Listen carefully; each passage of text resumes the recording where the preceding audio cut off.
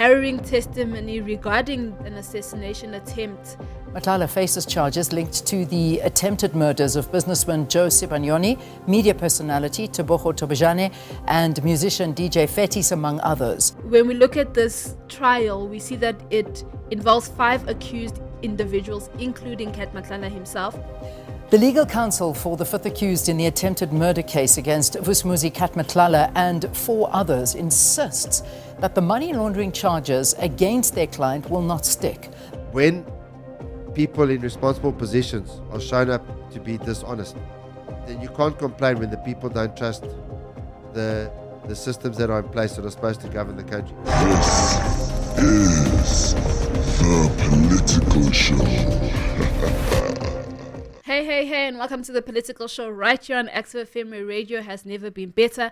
I'm your girl Cynthia, but you know you can call me Gix, and with me in studio we have Gavin Ensslin. Pastor Gavin Ensslin, right here on the Political Show, where Christ politics is Hot politics. hot politics. And this week's hot politics, we are continuing with, do I say the madness or the Madlangas. the Madlangas?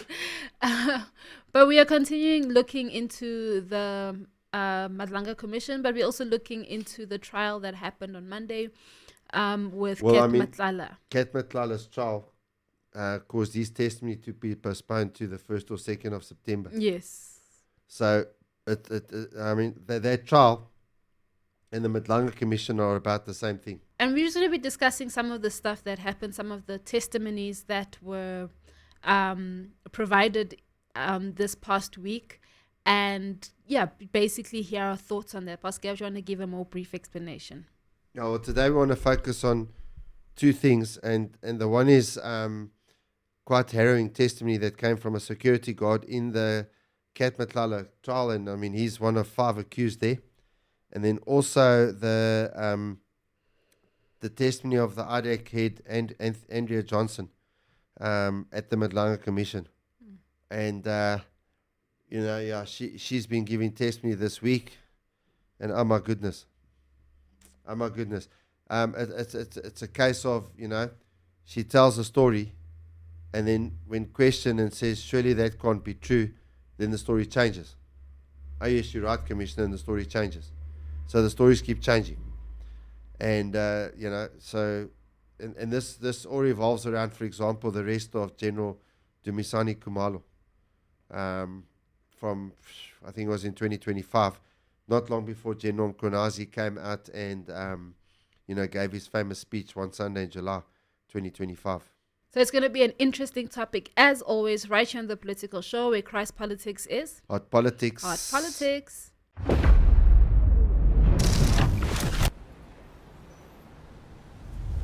This collection marks a pivotal shift for Preach Closet.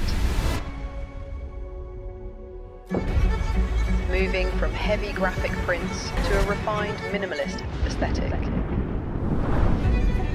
It draws from Ezekiel 37, where the prophet speaks over dry bones, and they rise into a vast army.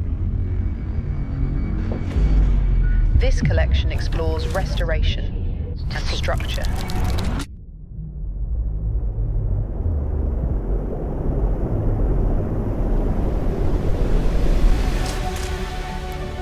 Just as the bones were brought together with sinew and flesh, forming a body, each garment is built with intention. The cut, the silhouette, the fabric, letting the body of the clothing speak for itself.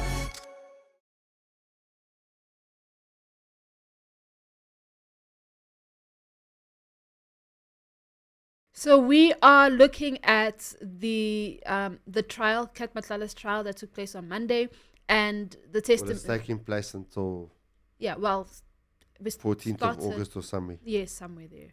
Started on Monday. Yes, it started there. Yeah. Yeah, started on Monday, and then also there was a testimony that was there were different testimonies, but then we're going to be looking at the one testimony, and also in terms of the Madlanga Commission, we're going to be looking at one of the testimonies there as well that took place this week.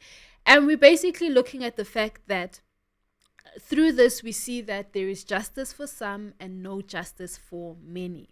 And starting with the Kat Matlala trial, we see the very first, I think he was the very first witness, hey. As far as I know, was the first witness. Yeah, the very first witness was a security guard at the complex where the shooting happened. And he basically provides, according to media, you would say harrowing testimony, meaning that it was... Well, I would say it was harrowing. Yes, harrowing testimony regarding an assassination attempt at the residential complex, and this complex is in Centurion, which is an area in is it in Tshwane? Yeah. Yes, in Tshwane. It is I would say upper class area in Tshwane. Upmarket. We don't talk class here. We're not a classless society. Upmarket area. We've got different markets, different LSMs. Yes. So he described the arrival of a white BMW, the use of AK-47s, and his own defensive actions during the shootout. And when we look at this trial, we see that it involves 5 accused individuals, including Kat Matlala himself, who is alleged to have orchestrated the assassination attempts, his wife as an accessory, and others involved in the execution of the crime. But as the witness was actually testifying, he got quite upset. Pascal, do you want to speak on that? Well, I actually at one stage asked if he needed a moment to collect himself. They were speaking in Zulu and through a translator, and the NPA, the prosecutor lady, actually said that she can see he's getting emotional.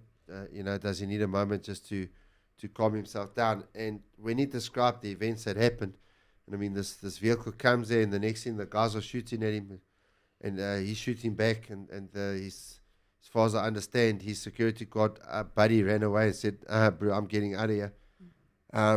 So while he was recounting the story, he got emotional, and obviously you're busy telling the story and then you start reliving it, and it's quite a brave thing to do in a court, to recount the story of something like that.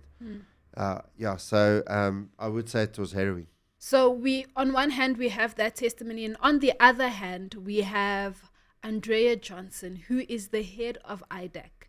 And she faced some intense... Remember when we spoke about Madlanga Ward? She was one of the participants of Madlanga Ward, or patients, let me rather say, of the Madlanga Ward. And she stood in front of the commission this week, and she faced some intense questioning from the commission regarding administration processes, referrals, and affidavit corrections. The testimony was categorized by significant confusion and failure to provide key or direct answers. Do you want to speak on that as well? So basically, obviously, her testimony comes around one of the accusations made by General Nkonazi that General Khumalo was arrested in order to cover up other crimes because he was getting close to making arrests. And not only was he arrested, then he was suspended. And for quite some time after that, he couldn't go back into the office. Now, the Madlanga Commission started off, and they actually first interviewed, I think it's a Colonel Pariachi, the previous week, who was one of the IDAC investigators that were involved in the investigation, and in the case and in the arrest of General Khumalo. And, he had said, now there's a thing called a Section 27, which actually the IDAC needs to be able to launch an investigation. And when they went through that Section 27 affidavit, which came from that Fadil Adams, the Member of Parliament for the Cape Coloured Congress or something, whatever his party's called, there were massive discrepancies in the affidavit. In fact, one of them referred to Adams when it's saying that the contents of his affidavit are true, and it referred to him as she instead of he. Now, that alone would have rendered that affidavit irrelevant in a court. A court can't take that affidavit seriously. And so they were questioning him about such basic mistakes. And I mean, we're just talking about the forms that kick off the investigation. And then they're trying to bring in stories with dockets and, all of this sort of stuff. And anyway, then she comes in, and the reason they're questioning them about this is because of the specter that this thing is showing up of selective prosecutions. And that is a big concern. In other words, that there are many other cases that ADEC, which is the independent, and there's a complaints in there somewhere and all of that sort of stuff, and they're supposed to investigate complaints and allegations of corruption against police officers, and yet the picture that we're getting seems eminently corrupt. And it seems like nothing happens to the real perpetrators, while at the same time, other people get arrested at an airport as they get off an airplane, like General Kumalo. So there's a selective enforcement of the law. Now, Gigs, one of the things that we've often chatted about on the show is the fact that the law is so complicated in South Africa that if you decide, if you're in a position like IDAC or in any other police position, or if you're in the National Prosecuting Authority, any one of those areas, you can nail just about anyone in South Africa for breaking the law. Yeah. Okay, because if you're in South Africa, you right now listening to the show, you're probably breaking the law. Maybe the building that you're sitting in is not certified for occupational health and safety or something. Can I just say, with regards that the building not certified, this is completely off topic. No, it's not. It's not. I was it's recently actually, at the Home Affairs, Yes. right? And and it's something that you don't take in mind, but because we've worked so much with OHS recently and stuff. OHS is occupational health and safety. Yes. You need to get an OH to run specific businesses or to run specific stuff in South Africa. You need to have OHS approval. Well, to run any business, if you're going to have people in your building and a certain amount of people in your building, you have to be OHS approved. And I remember being at the Home Affairs and someone going to the security guard in the floor that I was in and saying, my daughter is downstairs, she's in a wheelchair, I need someone to help her up. There are no ramps. Okay, this is a government building that deals with things like OHS and stuff like that, but there are no ramps anywhere. There is no the parking situation is horrifying. There is no parking for the disabled and stuff. So just looking at that. Is that at Marabastad? Yes, this is at Marabastad. Well, there's no parking full stop. There's That no piece of ground across the road from Marabastad is not the parking. the parking attendants there, the way they fit in the cars is shock. Even the drivers themselves are shocked that they can drive the way that they park the people in and stuff. So they fit quite a bit of cars. I wonder how many of them have a license. The chances are some of those guys don't even have licenses, but they fit in the cars in there. Yeah, they're putting the cars in. Very, very interesting. Yeah, but just looking at that, there's no already just the building, the way that and this is a government building again, fails the OHS. Going back to the whole thing that Pastor Gav is busy speaking about in terms of the law, the South African law and stuff. Sorry to disturb you there. No, but I mean, the thing is,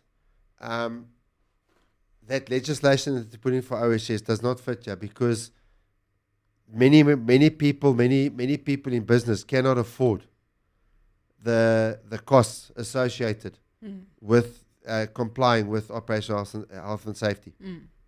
All right, so now what that leaves you at risk of is being sued. And if you look now at the myriad of laws, if you have someone who's done a law degree sitting in a prosecutor office or some semi respectable investigator that's got a semi respectable ability in the police force, they can study you and they can find a crime. And I believe that's what they did. Okay, let me rephrase it because I'm sure that is illegal what I just said. So I take it back. I got the impression, listening to the testimony, that they were looking and this is why they were asking about the documentation. What kicked off the investigation? Because what's supposed to kick off an investigation in IDEC is a crime, and there is number one, what statute has a person broken? Yeah. So what is the crime?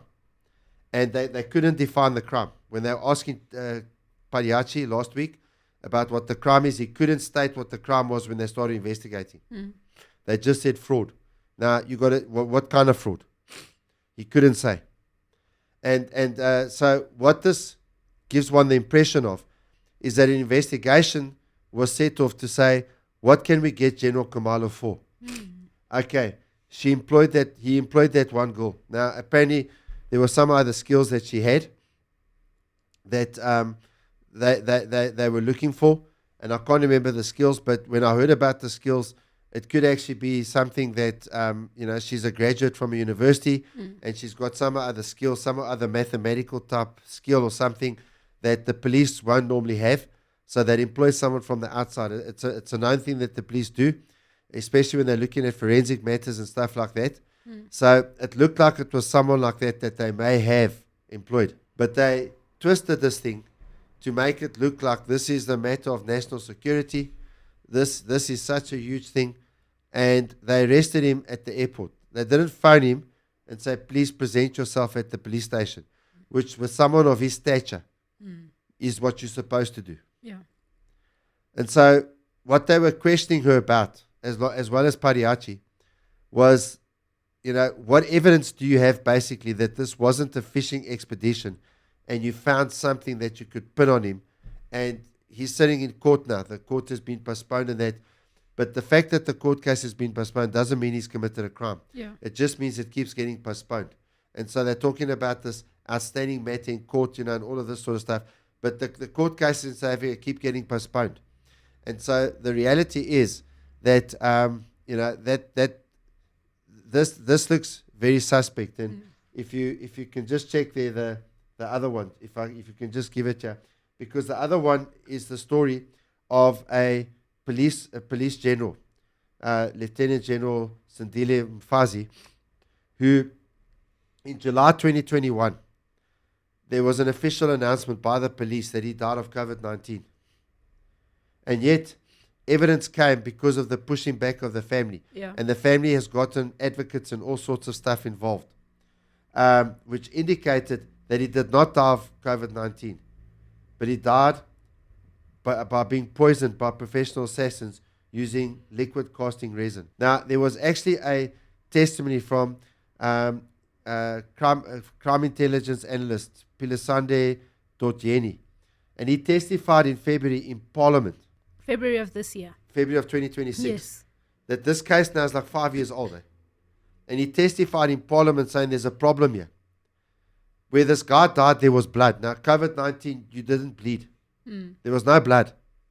So if there's blood, if the guy was bleeding, he didn't die of COVID.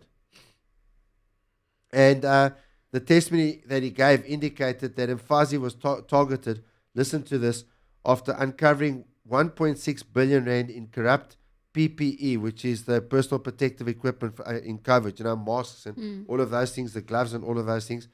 But 1.6 billion in corrupt PPE, emergency procurement tenders, and deep-seated criminality within SAP's national leadership. That's what he was coming out with. People had threatened to kill him. He had requested assistance in terms of protection. IDEC is supposed to investigate this. They've done nothing, and not for want of the family approaching them. The same as Senzo Mayer. He used to be the goalkeeper for the Orlando Pirates soccer club. Yeah. He also was the captain of Bafana, and he was shot dead at the home of a singer, Kelly Khumalo. I don't know, probably about 12, 13 years ago now. And I remember eventually AfriForum, the guys who everyone claims are racist, but Senzo Mayiwe's family went to AfriForum. And there was the guy was the prosecutor at the time with Oscar Pistorius. They actually kicked the whole thing off. They actually put pressure on the National Prosecuting Authority and stuff like that. And they kicked off a private prosecution, which you can in South Africa, to actually bring the guys to court that were believed to be involved in the shooting of Senzo Mayer. So what we're seeing here, I mean, these guys, Andrea Johnson and all of these guys, they will go to the Oliver Tambo International Airport to arrest General Khumalo. But in terms of Lieutenant General Fazi's murder, they do nothing. Yeah. And at the end of the day, that is the big challenge that we face here in South Africa. And Andrea Johnson is was exposed this week in a big way in terms of that. And every time they asked her questions, her story would change because the documentation is not right, because it really comes across like it was a fishing expedition. Let's search for something that we can pin on General Khumalo. Yeah. I mean, this whole conversation sparks the question of the governance in the country in terms of whether or not there's competence in the leadership. Yeah. I mean, someone like, what's her name, Andrea Johnson is in high leadership. The fact that she's the head of IDAC and stuff, to be making the mistakes that she's made or allowing the maladministration and stuff. Well, what's this? You see, Gigs, this is where I'm going to dispute with you. Yeah. Mistakes and maladministration. This was a fishing expedition. Yeah. We spoke a week or two ago, I can't remember which show, about General Khan. General Feroz Khan. Yeah. Her and General Khan are friends. She admitted that in front of the commission. And on a personal level, they're friends. At one of his birthday parties, her and her husband were there. Yeah. Now, General Khan, he was shot so bad, that there were pipes coming out of him all over the place. That's what his lawyer said in Madlanga Commission. Yeah. And yet, I think it was last week Thursday, he was discharged from hospital and taken to an undisclosed location. Yeah. Yeah, no, that's true. That's true. So there's just a lot going on, and something that we've obviously spoken about and been very passionate about in the show, in terms of there's no justice for a lot of people in the nation, especially if you don't understand the complicated law that we have in South Africa. But in Matthew chapter 5, verse 37, it says, "Let your yes be yes and your no be no." Yeah, and obviously this all goes around honesty. Yeah. And one of the challenges is that it's actually a miracle that South Africa is not on fire completely. The people that are in high positions are proving that their yes means no and that their no means yes. And so there's an extreme amount of dishonesty. And therefore, there's an extremely low level of trust in the government. And in fact, Gigs, if a civil war breaks out or a riot breaks out, what are the South African police and South African Defence Force going to be able to do about it? The reality is absolutely nothing. Yep. The fact of the matter is, South Africa has a relative state of peace, in spite of the fact that somewhere around 75, 85 people are murdered here every day. Yeah. But we're a relative state of peace because the people are armed. Some of them have legal arms, some of them have illegal arms. And the people are also willing to stand up. Like just down the road here, there's those potholes in the road. And it looks to me like some private individuals have filled those potholes with cement. Yeah. And that's how South Africans are getting on. They're starting to fix things the government are supposed to fix, even though the government just taxes us into oblivion. And so when people in responsible positions are shown up to be dishonest, then you can't complain when the people don't trust the systems that are in place that are supposed to govern the country. And even, Gigs, you've had a run-in this week with Home Affairs. Yeah. The guys that are supposed to sort out documentation and stuff. Yeah, yeah. And you know what you need to tell your foreigner friends, okay, is that South Africans are incredibly frustrated about this. I mean, you see it within the some of the staff members themselves. Yeah. Because the thing is, why would we want people who should be here legally? I mean, they've done everything right, and yet their papers lapse, and their papers lapse because Home Affairs does not follow the processes they tell these people to follow. And that just exasperates the problem, because now you end up with a whole lot of people without documentation who legally should have documentation. So this is an incredibly frustrating matter. But one of the things that this means for each one of us personally, though, is that it's very important that in our own everyday lives, our yes must be yes and our no must be no. Yeah. And people must be able to trust us in terms of when we give our word. This has been an amazing show. Let us know your thoughts in the comments below in terms of what the whole session or the whole conversation has been about, in the fact that there is justice for some and no justice for many. Do you believe that statement to be true here in South Africa? Maybe you think that you guys are joking. There's so much justice happening in South Africa. This is just the minimum and stuff. Let us know your thoughts in the comments below. I'm your girl, Cynthia. But you know, you can call me Gix. And with me in studio, we've had Gavin Instant. Pastor Gavin Insland, right here on The Political Show, where Christ politics is Hot politics. hot politics. This is the political show. The legal counsel for the fifth accused in the attempted murder case against Vusumuzi Matlala and 4 others insists that the money laundering charges against their client will not stick. Matlala faces charges linked to the attempted murders of businessman Joe Sibanyoni, media personality Tebogo Tobejane, and musician DJ Fetis, among others. Let's now cross live to SABC News reporter Nerea Hlokotswa for more on the story. Nerea, good morning to you.